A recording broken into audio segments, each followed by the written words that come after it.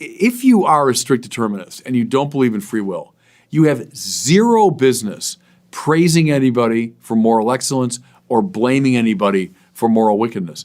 There isn't anything like moral wickedness, really. So you have to say, it seems to me, you can't condemn Hitler.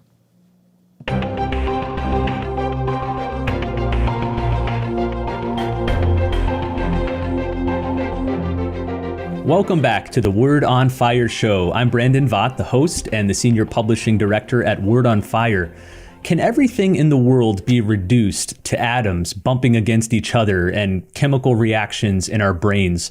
Or is there something more to reality than its material elements? Well, a new book argues that there is more, and that's what we'll be discussing today with Bishop Barron, who joins us from Rochester. Bishop, good to see you. Hey, Brandon. Always a joy to see you. I was just with you for the last 3 days. I got home last night, but we were in Rochester, your diocese there, for an extraordinary conference called the New Ressourcement Conference, which Word on Fire Academic hosted. Tell us about that. We're launching a new journal called the New Ressourcement. And people that have followed me know that as you survey the different theological movements over the past many years, I kind of tend in this direction of what's called classically the Ressourcement, or the going back to the sources movement. Think of de Lubac, think of Danielu, think of Balthasar, think of Ratzinger, think of Wojtyła, all those people from the mid-20th century who impacted Vatican II in a big way. Think of the Catechism of 92 as very much influenced by the Ressourcement, sometimes called the Nouvelle Théologie, the new theology. It was new back in the 50s, Well, I think what's needful today is a kind of new Ressourcement. It's a revisiting of that movement, but now in a fresh way, addressing particular issues we have today.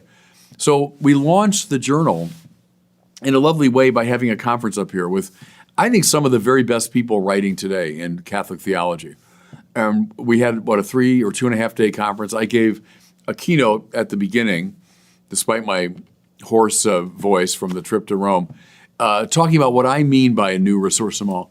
And then there were just a whole slew of papers that were really good, and I was able to take in a lot of it.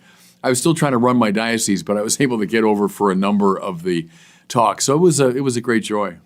Big thanks to Jason Payon, the editor of Word on Fire Academic, Rachel and Jason Bullman, who helped coordinate it, and Doug Cummins and our excellent production team helped put it on.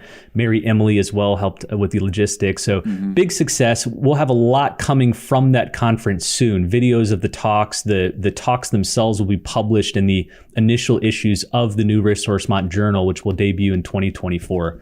So look forward to that. Well, today, Bishop, let's wrap up our discussion on Justin Brierley's new book, which I'm just a huge fan of. I encourage people to pick it up. It's called The Surprising Rebirth of Belief in God: Why New Atheism Grew Old and Secular Thinkers Are Considering Christianity Again. Today, we're going to focus on one of the final chapters titled Mind, Meaning, and the Materialists, which compares two dominant ways that people view the world today. On the one hand, you have materialism, which maintains that the natural world is all that there is and everything can ultimately be explained in terms of physical stuff. And Christianity, which sees a transcendent God behind and above our material world, and a God who imbues it with purpose and meaning. So let's start with materialism. Brierley claims that materialism is the background assumption that most people in the West live by today, that nature is a machine and that we're insignificant cogs within it, that there's no ultimate value to the choices we make, that we are simply being herded along by a vast, undirected, uncaring universe. Would you agree that this is the default view among most people today? And either way, what's the problem with materialism? Well, first, I think, yes, for a lot of young people, it is. And I've called it scientism, right?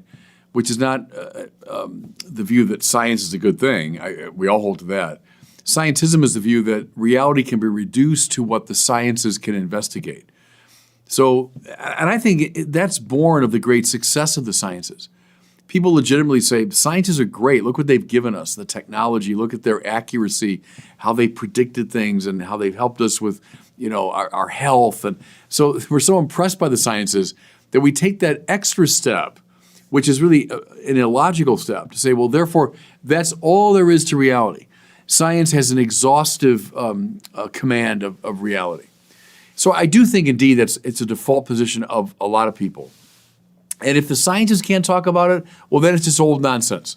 It's old pre-scientific superstition, right? So then religion gets swept away.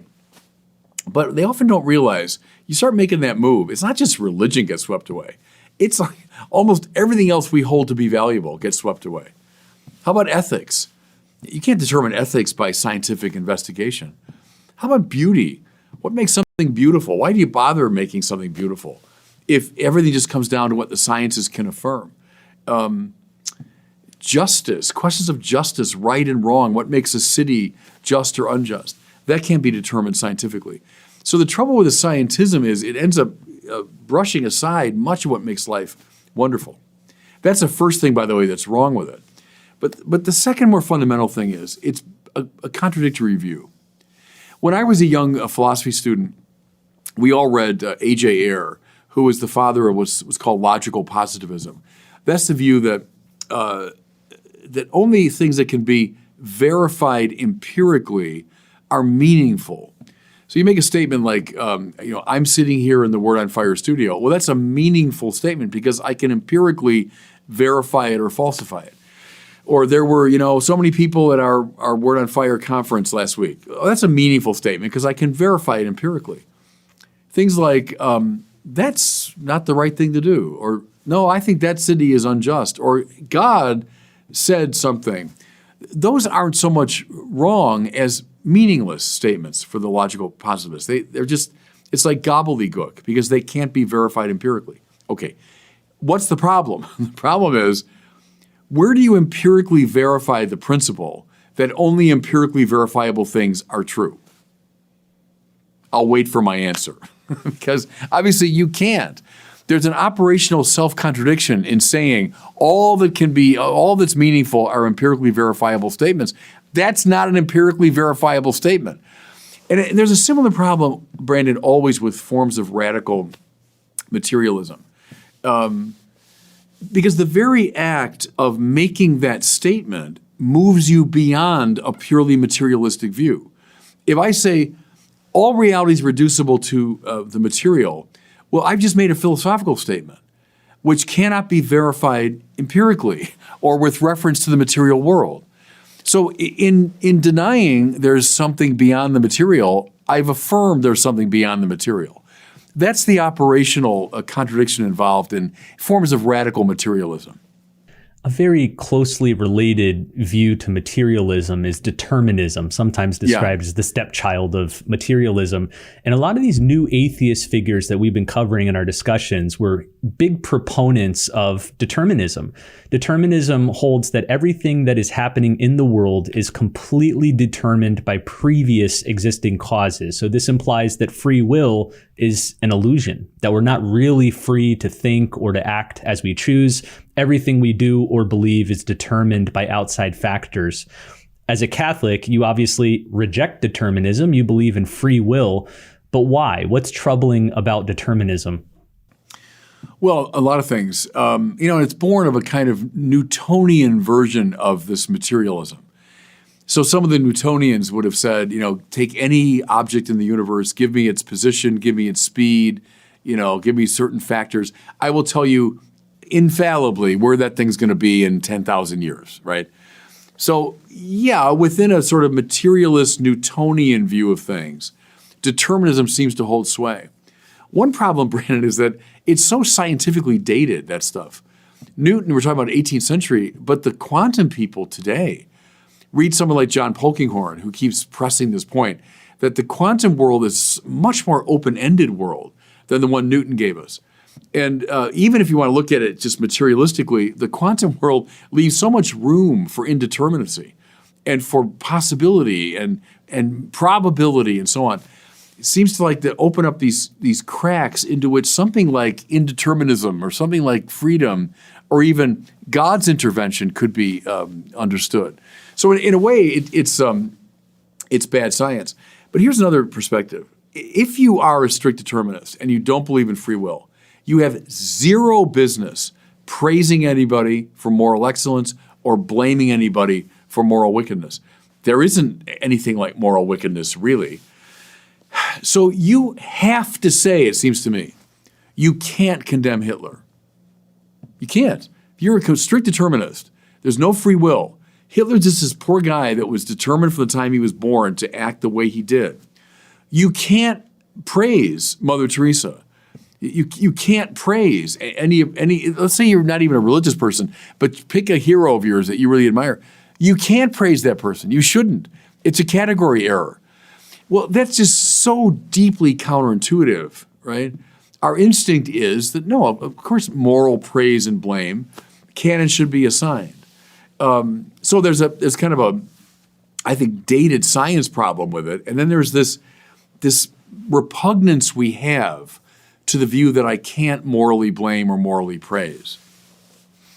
In his book, Justin Brierley traces a lot of these prominent materialists and determinists, a group that overlaps with the new atheists we've been discussing.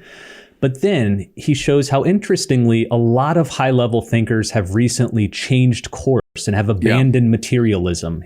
This includes the psychiatrist Ian McGilchrist, the philosopher Thomas Nagel, and the novelist Philip Pullman. Now, none of those men are now religious, but they've each recognized that materialism fails to account for many facts of the world.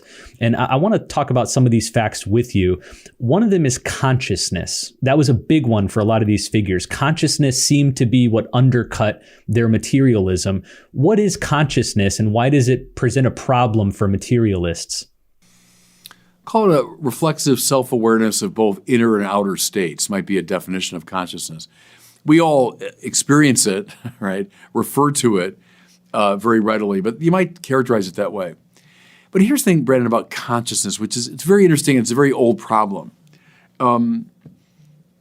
If all we've got going on in the mind are just atoms buzzing around or just states, chemical and physical states within the brain, things like judgment, I don't mean moral judgment so much here, but intellectual judgment, can't be made sense of. When someone makes a judgment, you're considering a variety of scenarios. You're trying to explain something. You say, well, here's scenario A, B, C, D. I've considered them, and now I've made a judgment, a determination that I think that one is most correct. That one's in line with reality. There has to be something in your mind that transcends these merely physical states if you're able to make a judgment in regard to them. Secondly, there has to be a freedom in regard to that judgment. If I'm just determined, I have to decide that's the right scenario, well then why would I have confidence that I've made a correct judgment? But if I have a certain freedom vis-a-vis these various scenarios, and I say freely, having looked at the evidence, I say that's the right one, now I'm in possession of a real act of consciousness. I've made a real rational judgment. And I can say, this really is my opinion on the matter. It's hard to make sense of that move unless we can find some distance between the merely physical scenarios under consideration and this one who makes the judgment, this conscious self that makes the judgment. Aquinas wouldn't play it exactly that way. Aquinas would put a great stress on the mind's capacity for pure intellection. So the mind takes in the physical world through the senses. These hands and these eyes, which are just extensions of the body, right, out into the world. So it takes in the data of the senses.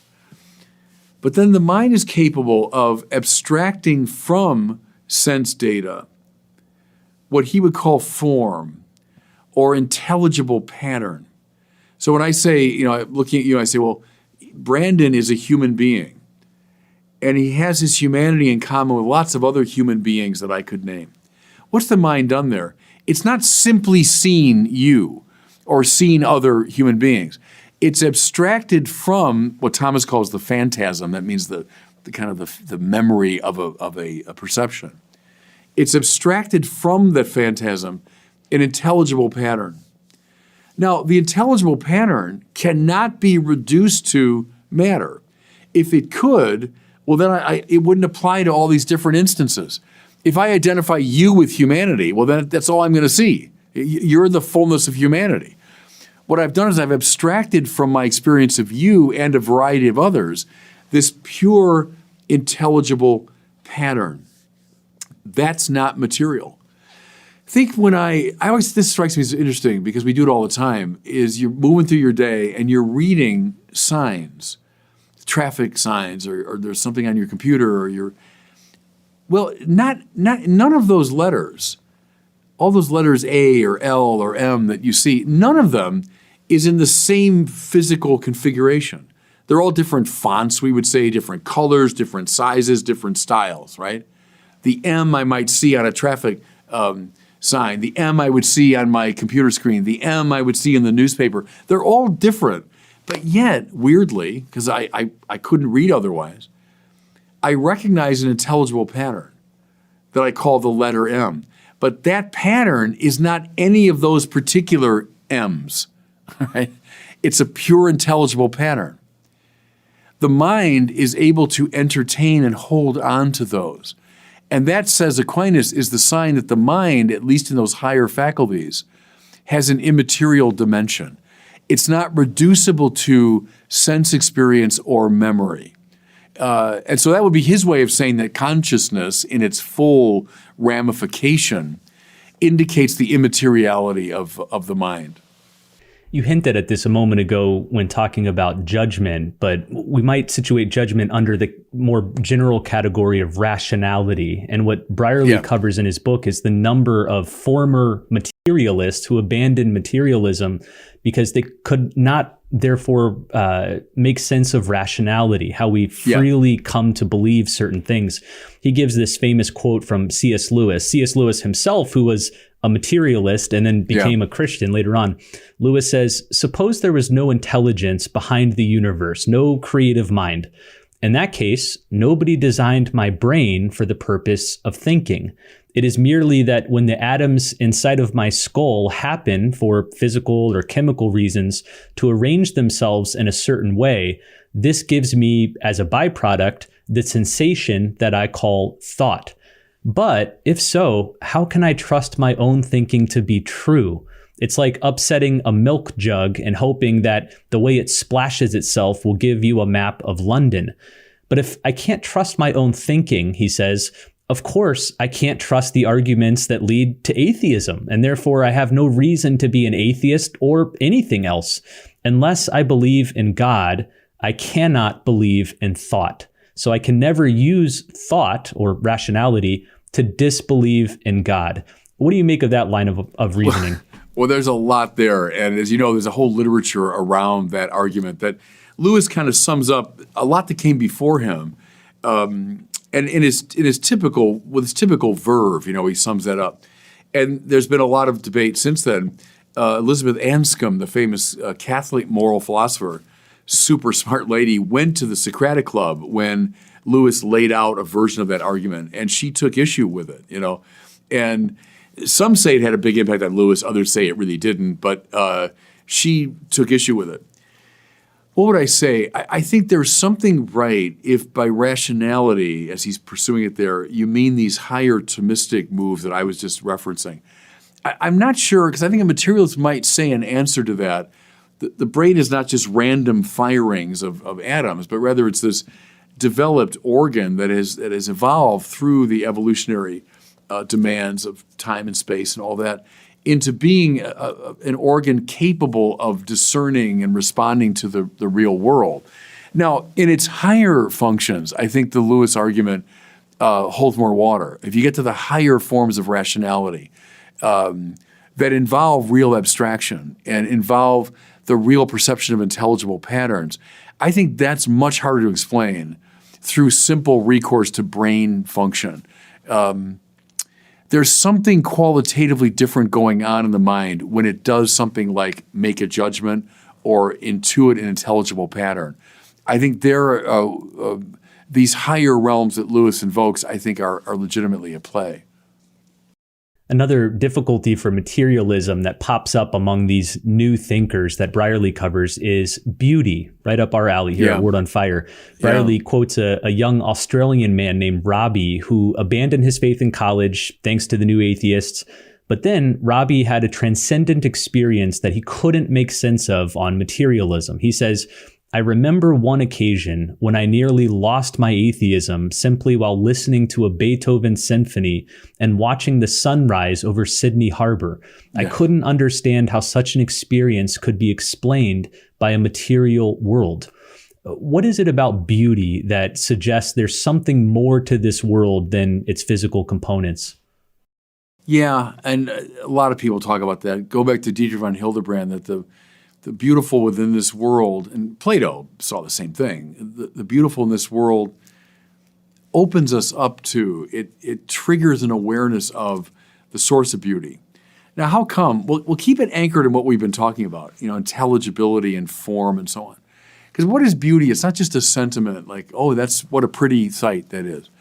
Think of Aquinas, right? Integritas consonantia claritas. That when you see something as one, well, that's a movement of a high rational function, to see something as one, as united. Consonantia is to see the play of parts, how the parts harmoniously make up a whole, right? But then maybe most intriguingly, claritas, and we say brightness would be a literal sense of it, but as all the commentators point out, what Thomas really means is the splendor of form. Having seen the form, I now see the splendor of the form. I've seen deeply into the intelligibility of something in such a way that its splendor becomes apparent to me. Well, see, those are very high moves of the mind. That's way beyond like, oh, what a pretty picture, or oh, that glittery thing caught my attention. That would be at a very primitive level of the senses. Necessary, often to get your attention, but then as you meditate upon a beautiful thing, you're moving into these very high levels of intellection, because you have to be able to see consonantia and claritas, both of which involve perception of form. And so in that sense, it triggers an awareness of this higher world. The form on display in this particular face or particular person or particular move in sports, right? What a beautiful golf swing that is, or what a beautiful fast break that was. What are you noticing but a splendor of form? Well, that means your mind's been engaged at a very high level, right? And then do the whole Platonic thing where the splendor of form here below then leads us to a contemplation of the light in which all intelligibility appears. Read Lonergan now on that score. So that makes sense to me. It's not just what a pretty scene. I have nice feelings about it. See, that would be a way of reducing it to sentimentality. But when you see, as he mentions there, the sunset, or what was the other one, the Beethoven, right? That's what's happening. Is your consciousness, your intellection is being engaged at a very high level. Well, finally, Brierley turns to the topic of meaning. He tells the story of several atheists who experience moments of transcendent meaning, whether it be through love or beauty, and they couldn't account for these experiences on materialism. One example he gives is our longtime friend Jennifer Fulwiler, who converted to Catholicism back in 2007 at the height of the new atheism. Similar to Dorothy Day, it was Jennifer's experience of having a child that poked a hole in her materialism. She recounted, I looked down and I thought, what is this baby? And I thought, well, from a purely atheist materialist perspective, he's a collection of randomly evolved chemical reactions. And I realized if that's true, then all the love that I feel for him, it's nothing more than chemical reactions in my brain. And I looked down at him and I realized that's not true. That's not the truth. Why can't chemical reactions in our brain fully explain these experiences of deep love or meaning? Yeah, and of course, that's the way the atheists would want to do it. The materialists would say it's just endorphins released by the brain and grounded in the push toward reproduction, and so when a child's born, we're flooded with these endorphins and so on. The only thing, Brandon, with regard to those things, is to say it's just not adequate to the experience. As Dorothy Day, put it, I felt a gratitude so great that it didn't correspond to anything in this world. So it wasn't like just a good feeling. It was a gratitude. And that she knew there's nothing in the universe that could adequately receive the gratitude that she felt. So am I grateful to the evolutionary process and grateful to my body and grateful to, my husband? Yeah, sure. But there's something more in the experience that I'm grateful finally to the giver of being. And I would say with a mother or father, in a mitigated way, but they have given being to something, and it triggers a connection to the giver of being itself, the creator God. And the gratitude can only find rest in relation to that highest giver of being. So I think that's how that stuff works. It's just the quality of the experience. It just doesn't fit into a materialistic framework. It's too big. It's too big for that framework to fit. Well, as we close here, I want to mention another example of this meaning problem among the atheists. Brierley quotes the psychologist John Vervaeke, who I think you've shared a dialogue with John before. But it was Vervaeke who coined the term meaning crisis. Vervaeke says that this crisis emerged when people move through life feeling disconnected from each other and from the world, but especially when they have a loss of a sense of purpose or a story that makes sense of who they are. And Vervaeke sees a range of symptoms to this meaning crisis: the rise in suicide, even notably suicide independent of clinical depression, people not killing themselves because they're depressed, but for other reasons, depression, anxiety disorders, the addiction crisis, the opioid crisis. Brierley argues that this meaning crisis is primarily explained by the materialist story that's winning the day in most people's minds and hearts. Would you agree with that assessment? Yeah, quite right. I come from nothing. I'm going to nothing. My life has no meaning. I'm just atoms bouncing around. And of course it's depressing, and it's repugnant to our deepest spiritual instincts. Now, let's construct, if you want, metaphysical arguments against that view, which I think we can indeed. And we can explore the question of teleology. And I know materialism wants to eliminate teleology. There's no such thing as purpose. We're not existing for something. But again, that's repugnant, Brandon, to our instincts. That we know, as we seek even the simplest thing, we seek it, but then it exists within a higher context. We seek that good because of a higher good. And we seek that one because of even a higher good and a higher good. Everybody in the world that seeks any particular good is inchoately seeking a summum bonum, a highest good. And now, what is that? What is that? Well, let's be honest about it. It's to be happy utterly all the time and in every possible way. It's a desire for complete peace and satisfaction. Now, put that in religious terms. We are by nature ordered to God. We're ordered to the summum bonum. And every bonum, every good that we seek, from the simplest thing, are having this conversation now. I'll have lunch in a few minutes. Those are goods that I seek. But I can put every one of them in the context of a higher good, and a higher good, and a higher good. You got to come to the summum bonum finally. And if we're honest about it, the summum bonum is God, is the infinite good. That's what I want. I'm not going to rest till I find it. Now go back to Augustine in the Bible. Only in God is my soul at rest.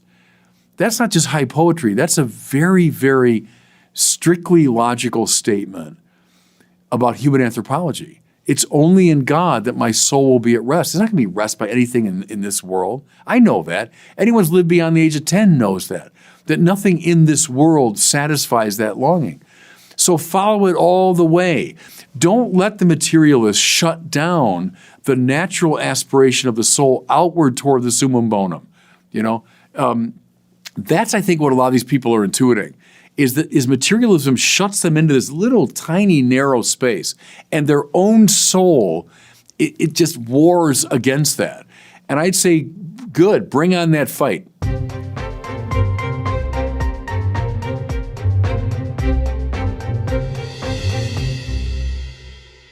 Well, it's time now for our question from one of our listeners. If you have one for Bishop Barron, you can record it and send it to us at the website askbishopbarron.com.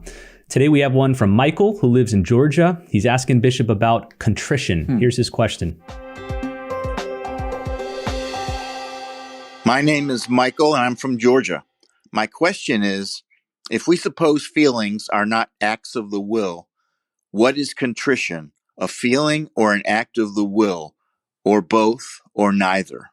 Yeah, thanks. It's both, I would say. Contritio in Latin means crushing. When you feel contrition, you feel crushed by the weight of your sin.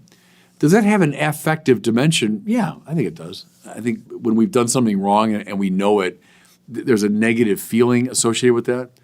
But I'd also say it has this more cognitive dimension. When I know I've done something wrong and I'm crushed by the shame and the guilt and the responsibility of that. That's what you bring to confession. I don't think you have to worry so much about the feeling side. Feelings come and go. They may not be there. But the contrition, the sense of I'm crushed under the weight of my moral responsibility, yeah, bring that to confession. And that's what you, in the act of contrition, right, which you're kind of obliged in some form to say in confession, that's what it's meant to do. It's meant to call that explicitly to consciousness that, yes, I am under the weight of my responsibility.